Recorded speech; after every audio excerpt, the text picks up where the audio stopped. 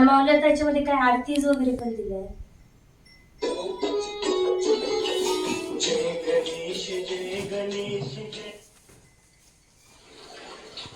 आता याच्यामध्ये आपण ह्या गीतेला आहे ना अनेक स्वरूपात ऐकू शकतो. जसं की आपल्याला श्लोक ऐकायचा आहे तर श्लोक ऐकू शकतो, याचा सार ऐकायचा आहे, सार देखील ऐकता येईल, सगळे स्वरूपात ऐकता येतात.